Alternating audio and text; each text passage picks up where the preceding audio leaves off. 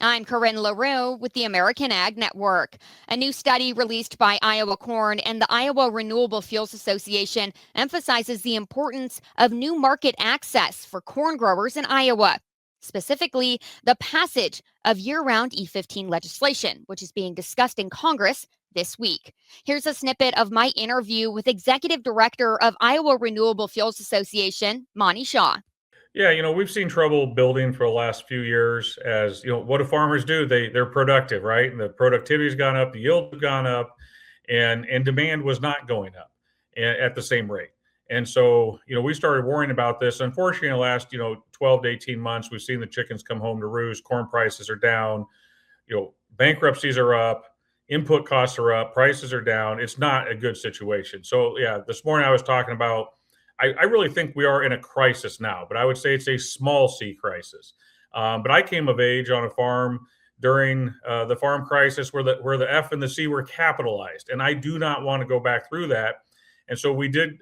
We were working with Iowa Corn. We had a study done. Like, how do we, instead of like destroying the ag economy and by reducing supply, how do we solve this price problem by increasing demand?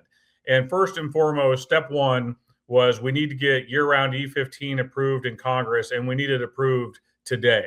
I mean, not literally today, but right away, so that can help build. And that really does it. The demand that creates is big and meaningful, and will help us for a number of years. Now, we'll have another problem, and if you want to talk about that, we can longer term. But I mean, if we're looking in the next, 5 to 7 years, E-15 can be the solution that we need on the demand side.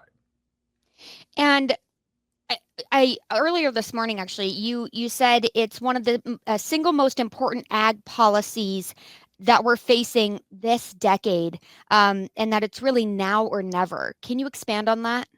Yeah, now there be some people who might quibble with me. I do. My family still farms. I do work for the renewable fuels industry, but I think when you look at where the ag economy is today, and you look at where the demand solutions could come from, 2 billion bushels of corn if we move the nation from E10 to E15. Now that's not going to happen overnight, but we've got to get started.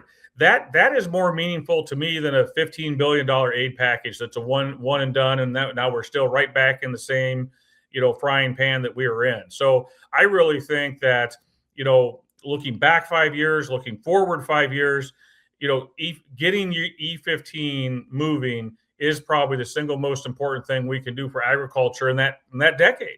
And so, yeah, I think it's literally that big and that crucial.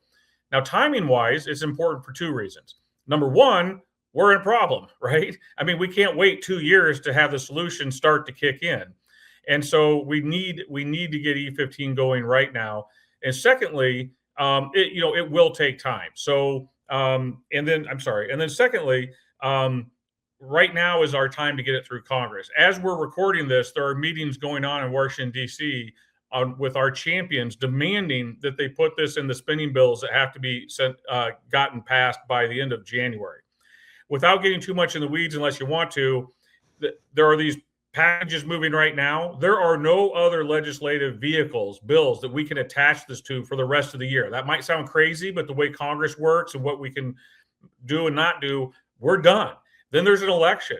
After the election, the odds don't look good to get E15 done just because of some political changes that are likely to happen. Again, happy to go into them. But the bottom line is if we don't get E15 done in the next few days, I think it could be years more before we get it done.